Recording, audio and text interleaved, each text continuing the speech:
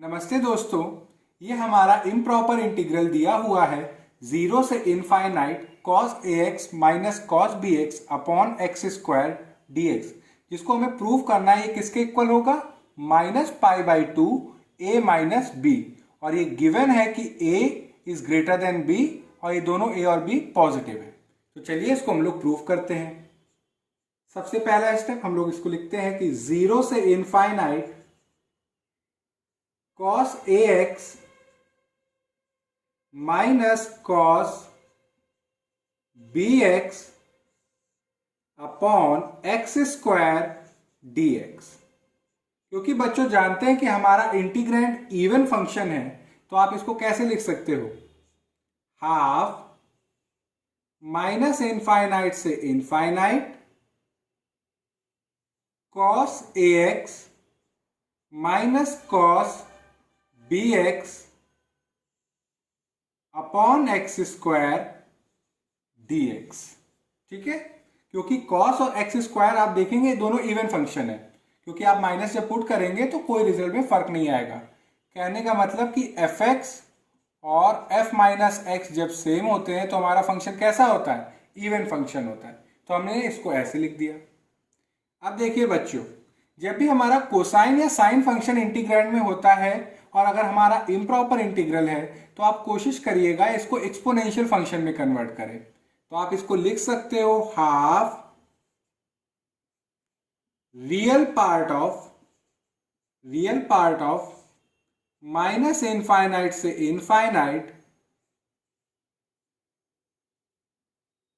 e की power iota ax minus e की power iota bx upon x square dx। अब आप सोच रहे होंगे कि हम लोग cos ax minus cos bx upon x square को ऐसे कैसे लिख रहे हैं कि e की power iota ax minus e की पावर आयोटा bx। तो बच्चों बता दूं कि अगर आप यूलर्स फॉर्म का यूज करेंगे तो e की पावर आयोटा ax क्या होगा बच्चों, cos ax plus iota sine ax, और e की पावर आयोटा bx क्या होगा बच्चों, ये होगा cos bx plus iota sign bx। अब आप करिए e की power iota ax minus e की पावर आयोटा bx, तो क्या होगा, रियल पार्ट सब्ट्रैक्ट होगा, तो cos ax minus cos bx plus iota sine ax, imaginary part subtract होगा, तो sine ax minus sine bx। तो अगर आप इसका रियल पार्ट लोगे, रियल पार्ट किसका, e की power iota ax minus e की पावर आयोटा bx का, तो वो बच्चों क्या आएगा, cos ax minus cos bx ही तो आएगा। तो यानी कि cos ax minus cos bx को आप कैसे लिख सकते हो, रियल पार्ट ऑफ e की power iota ax minus e की पावर आयोटा bx। तो ये तो मैंने आपको समझाने के लिए बताया, तो मैं इसको अब रब कर देता हूं।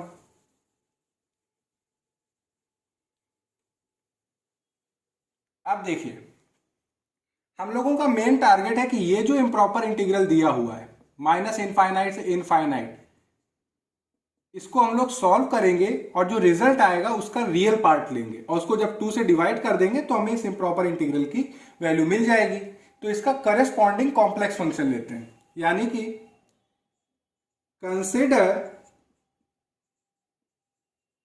इंटीग्रल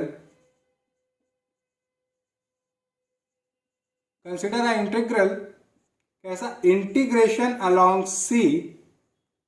अब जहां जहां करेस्पॉन्डिंग, जब आप कॉम्प्लेक्स फंक्शन लेंगे तो जहां जहां x है वहां वहां हो जाएगा z। तो e की power iota az minus e की power iota bz, x square है तो z स्क्वायर, dx है तो आप dz कर दीजिए। क्लियर, इसको आप ऐसे भी लिख सकते हैं, यानी कि ये जो इंटीग्रैंड है इसको आप fz मान लीजिए। तो इंटीग्रेशन अलोंग सी fz dz। और ये c क्या होता था बच्चों, हम लोगों ने बहुत अच्छे से जाना हुआ है कि c हमारा upper half of the z plane लेते हैं हम लोग, upper half of the z plane हम लोग लेते हैं रियल पार्ट ऑफ z और यहाँ पे इमेजिनरी पार्ट ऑफ z। तो हमारा कॉन्टूर सी दो चीजों से मिलकर बना होता है, एक तो हमारा सेमी सर्कल सी आर और रियल एक्सिस लाइन, और ये जो सेमी सर्कल था इसका रेडियस हम लोग कैपिटल आर लेते थे, तो ये हो जाता था पॉइंट कैपिटल आर, ये हो जाता था माइनस आर, और रियल एक्सिस लाइन यानी कि हमारा जो कॉन्टूर सी था ये रियल एक्सिस लाइन और सेमी सर्कल सी आर से मिलके बना होता है।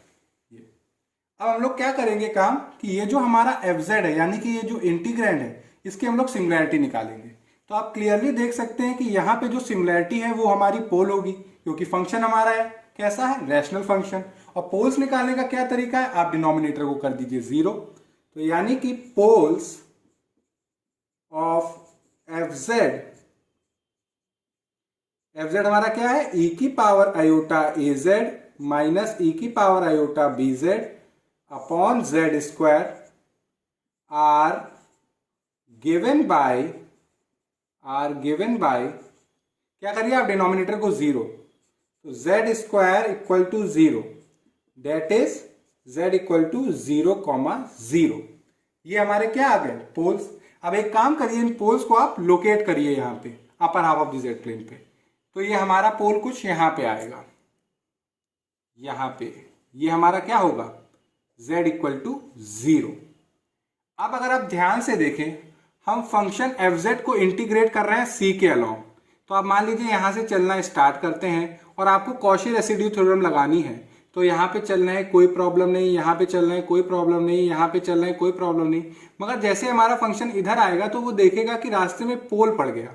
अब जब रास्ते में पोल पड़ गया तो हम लोग कॉची रेसिड्यू थ्योरम नहीं लगा पाएंगे, क्योंकि कॉची रेसिड्यू थ्योरम कहती है कि अगर आपको कॉची रेसिड्यू थ्योरम लगानी है तो कोई भी पोल कॉन्टूर सी के ऊपर नहीं होना चाहिए, यानी कि बाउंड्री पे नहीं होना चाहिए। मगर अब यहाँ पे हम आए तो देखा कि हमारी बाउंड्री पे पोल है, तो अब क्या करें, तो हम लोगों को अपना ऐसा करना है कि हम लोग ये पोल इसके ऊपर ना आए। तो हम लोग क्या करते हैं, यहाँ से अपना जो कॉन्टूर है इसको इंडेंट कर देंगे, यानी कि हटा देंगे, और एक छोटा सा सेमी सर्कल बनाएंगे ऐसा कि हमारा पोल जो है इसे हट जाए, यानी कि जब हमारा फंक्शन ट्रेवल करे तो उसको रास्ते में कहीं पोल ना मिले। तो आप देखिए फंक्शन यहाँ पे आया, पहले यहाँ पे पोल मिल रहा था तो हमने इंडेंट कर दिया अपने कर्व को, किस पॉइंट पे, z इक्वल टू 0 पे। तो अब यहाँ पे आप चल सकते हो, अब फंक्शन हमारा फ्रीली जाएगा और पूरा एक कंप्लीट चक्कर लगा लेगा। पहले प्रॉब्लम क्या हो रही थी कि हमारी बाउंड्री के ऊपर आ रहा था पोल, तो हमने उसको हटा दिया, तो अब हमारी कॉची रेसिड्यू थ्योरम आराम से लग सकती है। तो ये जो हमने किया है इंडेंट, ये हमने एक छोटा सा सेमी सर्कल बनाया है और इसका हम लोगों ने नाम रख देते हैं गामा, और इसका रेडियस ले लेते हैं स्मॉल आर। अब ये स्मॉल आर डिस्टेंस जब ओरिजिन पे ऐड करेंगे तो ये क्या हो जाएगा स्मॉल आर, और जब स्मॉल आर डिस्टेंस आप पीछे जाओगे तो ये क्या हो जाएगा माइनस आर। तो यानी कि अब कोई प्रॉब्लम नहीं है, अब कॉची रेसिड्यू थ्योरम लग सकती है, क्योंकि हमारी बाउंड्री पे कहीं पे भी पोल नहीं था, पहले था तो उसको हटा दिया हमने। तो अब लिख सकते हैं कि द इंटीग्रैंड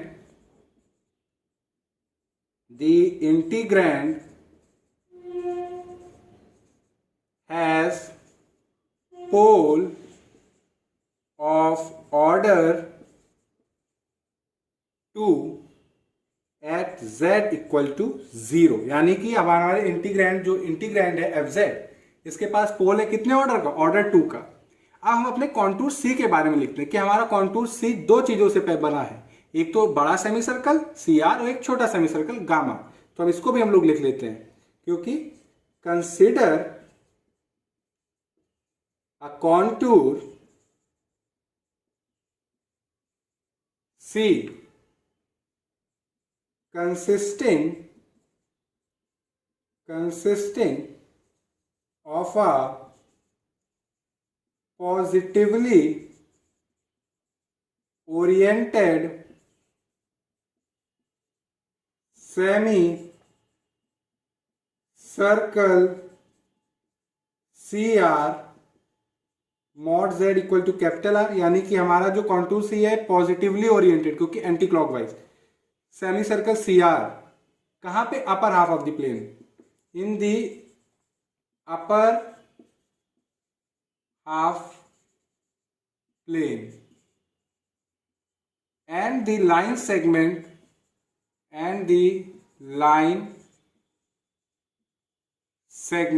यानी कि एक बड़ा सा positively oriented semi circle C R, फिर लाइन सेगमेंट कहाँ से, माइनस कैपिटल आर से minus small are.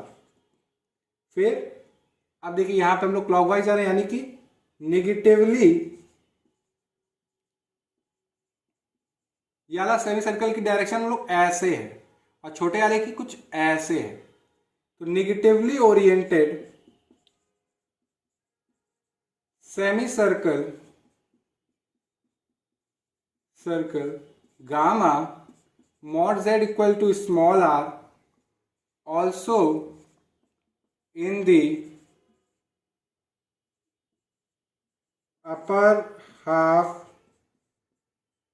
plane and the line segment, अब यहां पे खत्म हुआ ये लाइन सेगमेंट स्मॉल आर से कैपिटल आर। तो ये रही बात हम लोगों ने की, यानी कि जो भी हम लोगों ने समझा उसको हम लोगों ने लिख भी लिया, क्योंकि एक अच्छा आंसर तभी होता है जब आप उस चीज को ऐसे जो कर रहे हैं उसको आप लिखते भी जाए, जिससे अगर कोई वो आपका सोल्यूशन कोई पढ़े तो उसको समझ में भी आए। अब हम लोगों का काम है कि सबसे पहले इंटीग्रेशन अलोंग गामा वाला हम लोग सॉल्व करते हैं। पहला इस यहाँ तक आप भूल जाइए कि हम लोगों ने यहाँ तक पढ़ा, इसको यहाँ पे थोड़ी देर के लिए थोड़ा सा साइड में रखिए और एक प्रेपोजिशन हम लोगों ने पढ़ी थी उसको रिकॉल करते हैं। हम लोगों ने प्रेपोजिशन पढ़ी थी कि अगर हमारा कोई फंक्शन fz दिया जाए और एक सर्कल है जिसका सेंटर a है और रेडियस स्मॉल r है और एक आर्क डिफाइन करें हम लोग कहां से, θ1 से लेके θ2 के बीच। तो यानी कि सर्कल का क्या करते थे, सेंटर होता था और एक आर्क डिफाइन थी, उस आर्क को हम लोगों ने नाम दे दिया था गामा। और हम लोगों को क्या करना था, अगर हम लोग अपने फंक्शन fz को ये जो आर्क है, जो सर्कल है, इसकी आर्क के अलावा अगर आप इंटीग्रेट करें और आप ये जो सर्कल है इसका अगर रेडियस आप 0 की तरफ टेंड कर दें, यानी कि ये जो सर्कल है इसका रेडियस आप बिल्कुल 0 की तरफ आ जाए, यानी कि ये आर्क बिल्कुल इसके करीब आ जाए, तो अगर आप फंक्शन को इस आर्क के अलावा इंटीग्रेट करते थे तो इसकी वैल्यू आती थी आयोटा फाइनल एंगल, यानी कि ये वाला जो एंगल होता था यहां से θ2 माइनस इनिशियल एंगल, यानी कि यहां पे जो एंगल होता था इनिशियल एंगल माइनस और k। और बच्चों k क्या होता था, k भी हम लोगों ने देखा था कि लिमिट, यानी कि सर्कल का जो सेंटर है वहां पे आपकी लिमिट टेंड करे, यानी कि सर्कल का सेंटर a है तो z tending to a, z minus a और fz। ये हम लोगों ने पढ़ा हुआ था। जब हम लोग केस ऑफ पोल्स हम लोग पढ़ रहे थे तो हम लोगों ने लॉजिक वाला जो प्रीपोजिशन था इसको हम लोगों ने पढ़ा था। अब यही लॉजिक आप यहां पे देखिएगा, यहां पे भी हमारा एक क्या है, सेमी सर्कल भी एक तरह से सर्कल का आर्क ही होता है बच्चों, और यहां पे सेंटर हमारा क्या है, z इक्वल टू 0 है। तो आप काम क्या करेंगे कि सिंस सबसे पहले हम लोग ये k जो वैल्यू है इसको निकालते हैं। अब की जो हमारा ये जो सर्कल है जिसका हम लोग आर्क के अलोंग कर रहे हैं, क्योंकि सेमी सर्कल भी एक आर्क है हम लोग गामा के अलोंग कर रहे हैं, तो क्या k निकालने का क्या तरीका है कि z हमारा टेंड करना चाहिए सर्कल के सेंटर पे। तो लिमिट z टेंडिंग टू 0, यानी कि z कहां पे टेंड करेगा, सर्कल के सेंटर पे, z माइनस 0 fz। और बच्चों limit z tending to 0 z और fz हम लोग का बच्चों क्या है, e की power iota az minus e की power iota bz upon z square. तो एक z से एक z कैंसिल आउट हो गया, तो limit z tending to 0। I think बच्चों ये चीज आपको क्लियर हो गई होगी, तो ये इतना रब कर देता हूं मैं, ये तो मैंने रेफरेंस के लिए बताया। ये z कैंसिल हो गया तो ये हुआ e की power iota az minus e की power iota bz upon z। एक z कैंसिल हो गया। अब आप जब लिमिट पुट करेंगे तो ये हो जाएगा 1 माइनस 1 0, 0 नीचे, तो ये 0 बाई 0 फॉर्म आ रही है। अब जब 0/0 फॉर्म आ रही है तो हम लोगों को क्या लगाना पड़ेगा, L Hopital rule. L Hopital rule जब लगाएंगे तो आएगी limit z tending to 0 e की power iota A z iota a minus e की power iota B z iota b, क्योंकि न्यूमरेटर को z से डिफरेंशिएट किया, अब डिनोमिनेटर को भी z से डिफरेंशिएट किया तो 1। अब जरा आप लिमिट पुट करिए तो क्या आएगा बच्चों, आप जब लिमिट पुट करेंगे तो आएगा ये हमारा iota a minus iota B, iota को कॉमन ले लेंगे तो a माइनस बी, ये हमारा एक तरह से क्या है, वैल्यू ऑफ k। अब जरा ध्यान से देखिए बच्चों, इंटीग्रेशन ये एक आर्क ही तो है बच्चों, अलोंग द आर्क गामा, किसका, function F Z D Z, function F Z है। और अगर आप ये जो सर्कल है ये इसका जो रेडियस है अगर हम 0 कर दें, बिल्कुल पास ला दें, ये तो हम लोग समझाने के लिए इतना दूर डिस्टेंस दिख रहा है मगर बिल्कुल छूते हुए निकल रहा है, तो अगर रेडियस हम बिल्कुल 0 कर दें, लिमिट आर टेंडिंग टू 0, तो ये क्या होगा, आयोटा, रिजल्ट जो हम लोग यूज कर रहे हैं आयोटा। अब बच्चों जरा ध्यान से यहां पे आइए, रियल एक्सिस लाइन से अगर यहां से देखें तो ये एंगल कितना है, 0, और ये एंगल कितना होगा, पाई। आप जा कहां से रहे हो, पाई से 0 की तरफ जा रहे हो, तो फाइनल एंगल आपका क्या है, 0, और इनिशियल एंगल आपका क्या है, पाई, तो 0 माइनस पाई, ये आया के, हम लोग के से मल्टीप्लाई करते थे और के हमने वैल्यू निकाली क्या है, into iota a minus b, तो आप करिएगा तो ये आयोटा स्क्वायर हो जाएगा, ये माइनस पाई, ये a minus b, iota square की वैल्यू होती है -1, तो ये वैल्यू क्या आ गई, पाई a माइनस बी आ गई बच्चों, पाई a माइनस बी, और इसको नाम दे देते हैं हम लोग 1। यानी कि अगर गामा के अलोंग फंक्शन एफ जेड को आप इंटीग्रेट करते हो और रेडियस आप 0 कर दोगे तो ये वैल्यू क्या आएगी, पाई a माइनस बी। अब बोर्ड छोटा है तो मैं रब करके इसके आगे का आपको बताता हूं। हम लोगों ने जॉर्डन्स लेमा भी पढ़ा हुआ है, जॉर्डन्स लेमा, इसको भी क्विकली हम लोग रिवाइज कर लेते हैं। अगर आपको ये डिटेल में पढ़ना है तो ऊपर आई बटन दिख रही है, उस पर क्लिक करके एक बार उसको जरूर देखिएगा। जॉर्डन्स लेमा के हिसाब से अगर हमारे पास कोई सेमी सर्कल सी आर होता है जिसका रेडियस कैपिटल आर हो और एक फंक्शन जी जेड हो,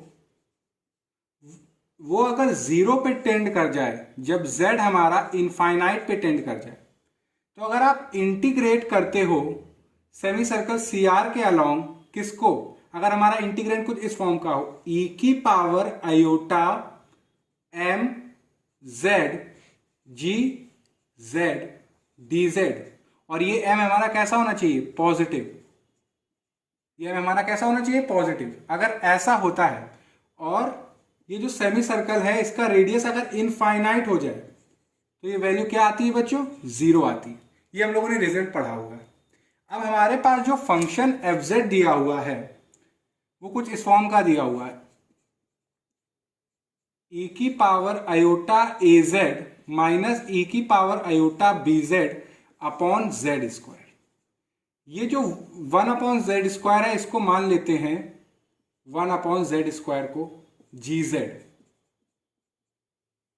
ठीक है। तो आप देखेंगे कि जब z हमारा इनफाइनाइट को जाएगा तो जी जेड हमारा 0 को जाएगा, जी जेड हमारा 0 को जाएगा। तो अगर आप इंटीग्रेट करते हो सेमी सर्कल सी आर के अलोंग फंक्शन एफ जेड को और आप रेडियस इनफाइनाइट ले रहे हो, तो बच्चों आप देखिएगा बहुत ध्यान से कि limit R tending to infinite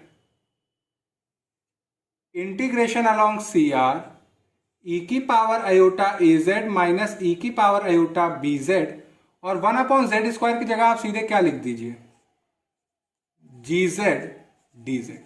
ये बच्चों मैं आपको समझाने के लिए बता रहा हूं कि अगर कैसे हम लोग ये रिजल्ट अभी हम लोग लिखेंगे उसमें यूज करेंगे। तो आप देखेंगे कि ये हो जाएगा limit R tending to infinite integration along C R ई की पावर आयोटा ए जेड जी जेड डी जेड माइनस रुकिए इसको एक बार थोड़ा सा आगे से लिखते हैं, यानी कि limit R tending to infinite integration along C R ई की power iota A Z ji Z D Z minus limit R tending to infinite integration along C R ई की पावर आयोटा बी जेड जी Z D Z. तो आप ध्यान से देखें बच्चों, और हम लोगों के क्वेश्चन में गिवन था कि ए और बी ये दोनों हमारे पॉजिटिव हैं, तो देखेंगे कि आप हमारा कुछ इस फॉर्म में ही तो है कि आप सर्कल सी आर के अलोंग कर रहे हो और रेडियस जब इनफाइनाइट करोगे तो अगर हमारा इंटीग्रेंड इस फॉर्म का होगा तो क्या होगा, जीरो। और ए और बी हमारे पॉजिटिव है और जी जेड हमारा यानी कि 1/z² जीरो को टेंड कर रहा है जब जेड हमारा इनफाइनाइट को जा रहा है, तो ये भी जीरो ये भी जीरो, तो रिजल्ट में क्या आ रहा है, जीरो। तो आप देख सकते हो कि इंटीग्रेशन अगर आप सी आर के अलोंग कर रहे हो फंक्शन एफ जेड को और आर टेंडिंग टू इनफाइनाइट है तो ये हमारा क्या आ रहा है, जीरो आ रहा है, जीरो आ रहा है। तो ये रिजल्ट हमने रिकॉल किया। अगर हमें लिखना है क्वेश्चन में, आगे वन हम लोगों ने निकाल लिया था, अब देखिए कैसे लिखेंगे। नाउ ये हमारा समझाने वाला पोर्शन था कि आप ये इसको अच्छे से समझ लीजिए। Now we note that 1/z² is tending to 0 as z tends to infinite. तो by Jordan's लेमा, यानी कि जब आप आंसर अगर आप नोटबुक में और या एग्जाम में लिखेंगे तो क्या फॉर्मेट में लिखेंगे, इस फॉर्मेट में आपको लिखा रहा हूं मैं, ये तुम लोग ने समझा है। By Jordan's lemma limit R tending to infinite integration along C R ई की पावर आयोटा ए जेड, एफ जेड हमारा है क्या, ई की पावर आयोटा ए जेड माइनस ई की power iota B z upon z² d z. इसकी value आप क्या कह सकते हो, जीरो। और जीरो कैसे आए, समझ में आया बच्चों कि हम लोग ने कैसे इसको जीरो पे लाए। अब इसको नाम दे देते हैं हम लोग टू। तो ये हम लोगों को करा। अब मैं क्या करता हूं कि ये जो चीज है उसको वहीं पे लिख देता हूं, जिससे एक प्रॉपर सीक्वेंस में जैसे हम लोग सॉल्व करते हैं वैसे सॉल्व करेंगे। ये मैंने आपको समझाने के लिए यहां पे बताया। तो हम लोगों ने देखा कि जब गामा के अलाउंग हमने फंक्शन एफ जेड को इंटीग्रेट किया और आर रेडियस अगर टेंडिंग टू जीरो है तो value pi a minus b आई। और हमने ये भी देखा जब फंक्शन को बड़े वाले सेमी सर्कल सी आर के अलाउंग इंटीग्रेट किया और रेडियस को अगर इनफाइनाइट कर दें तो वैल्यू जीरो आएगी बाय जॉर्डन्स लेमा। अब कॉशी रेसिड्यू थ्योरम लगाइए। तो using Cauchy's residue theorem, Cauchy residue theorem क्या होती है कि आप कॉन्टूर सी के अलोंग फंक्शन एफ जेड को आप इंटीग्रेट करो तो इसकी वैल्यू किसके इक्वल होती है, 2 pi iota into sum of residues at its poles inside C. अगर आप ध्यान से देखें हमारा कॉन्टूर सी के अंदर कोई तो पोल है नहीं, जो पोल था वो बाहर था। तो जब सी के अंदर कोई पोल नहीं तो उसके करिस्पॉन्डिंग रेसिड्यू नहीं, तो जब रेसिड्यू नहीं तो ये हमारा सम क्या हुआ, जीरो। तो ये रिजल्ट किसके इक्वल हो गया, जीरो। अब यहां से ध्यान से देखिए आप क्या कर रहे हो, इंटीग्रेशन अलोंग सी। तो मान लीजिए चलिए हम लोग यहां से स्टार्ट करेंगे, हम लोगों को एक चक्कर लगाना है। ये हमारा क्या है, स्टार्टिंग पॉइंट। अब यहां से जब स्टार्ट कर रहे हैं तो माइनस आर से स्मॉल माइनस आर तक जा रहे हैं, यानी कि रियल एक्सिस लाइन के अलोंग। तो integration along minus capital R से माइनस स्मॉल आर। आप जब रियल एक्सिस लाइन पे चल रहे हो बच्चों तो इमेजिनरी पार्ट तो कुछ होगा नहीं, तो वो जीरो। पूरा फंक्शन हमारा किस पे डिपेंड करेगा, एक्स पे।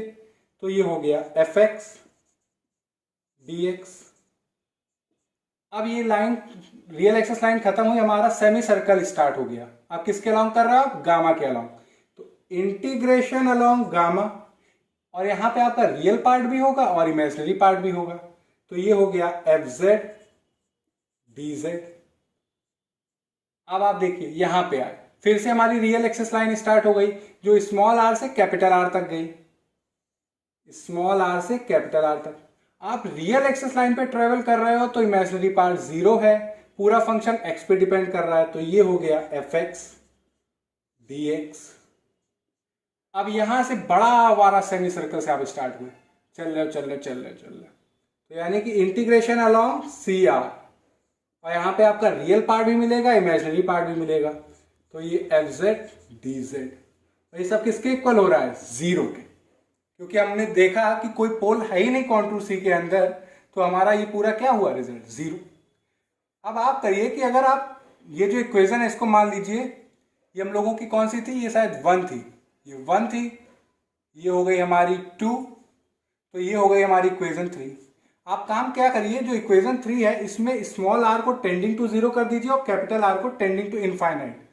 तो taking small are tending to 0, capital R tending to infinite, and using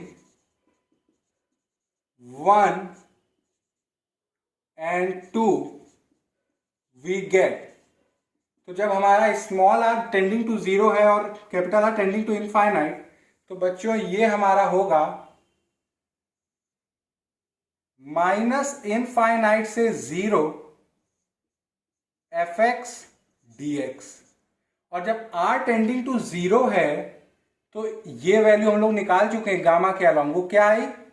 plus pi a minus b.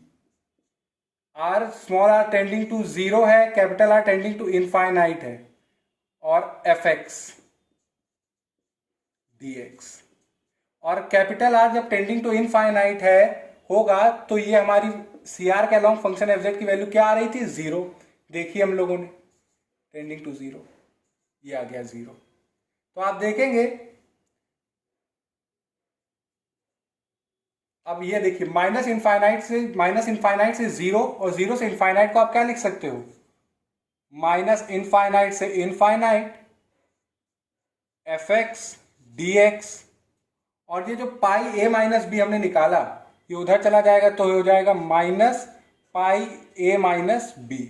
वैसे अब क्वेश्चन में कुछ रह नहीं गया है, तो आई थिंक मैं इतना रब कर देता हूं, आई थिंक आपको समझ में आ गया होगा।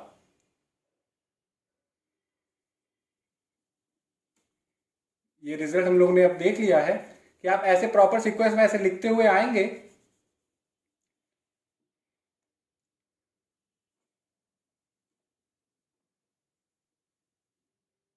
देखिए बच्चों, हमने निकाल लिया कि माइनस इनफाइनाइट से इनफाइनाइट fx dx की वैल्यू क्या आई बच्चों? ये आई हमारी minus pi a minus b. अब जरा देखिए fx है क्या हमारा?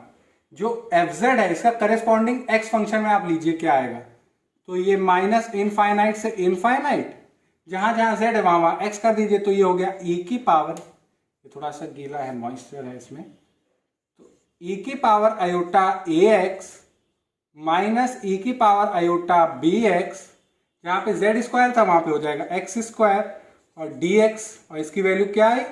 Minus pi a minus b. तो अगर आप देखें यही तो वैल्यू हम लोगों को निकालनी थी कि माइनस इनफाइनाइट से इनफाइनाइट e की power iota ax minus e की power iota bx upon x square dx, जो कि हम लोगों ने निकाल लिया। अब इसका रियल पार्ट लीजिए, तो इसमें आप देखेंगे इसमें कुछ इमेजिनरी पार्ट है ही कहाँ, ये तो पूरा पूरा रियल नंबर है। तो real part of minus infinite से इनफाइनाइट e की power iota ax minus e की power iota bx upon x square dx, इसकी वैल्यू क्या होगी? Minus pi a minus b, और इसको आप जब 2 से डिवाइड कर देंगे दोनों साइड तो हमारा क्या आ जाएगा? Minus pi by 2 a minus b, और यही तो प्रूफ करना था कि minus pi by 2 a minus b, ये किसकी वैल्यू आएगी? 0 से infinite cos ax minus cos bx upon x square dx। तो ये रहा प्रॉपर इसका पूरा सोल्यूशन, और इसमें मेरा मेन एम यही था कि आपको एक और एग्जांपल कराऊं, किसमें? कि केस ऑफ पोल्स, यानी कि जब हमारा पोल रियल एक्सेस लाइन पे आ जाए तो उसको कैसे सॉल्व करते हैं वो सीखने के लिए। और ये हम लोगों ने पूरा प्रूफ किया सिस्टम कि हम लोग माइनस इनफाइनाइट से इनफाइनाइट ई की power iota a x minus e की power iota b x upon x square d x की वैल्यू कैसे निकाली, वो आई minus pi a minus b. फिर इसका रियल पार्ट लिया, उसको 2 से जब डिवाइड किया तो हमारे इस इम्प्रॉपर इंटीग्रल की वैल्यू समझ में आ गई। अगर आपको इसमें कहीं पे कोई भी डाउट हो या कोई भी पार्ट ना समझ में आया हो तो आप फ्रीली होके कमेंट सेक्शन में कमेंट करिएगा, मैं उसका होपफुली रिस्पॉन्स करूंगा। Thank you.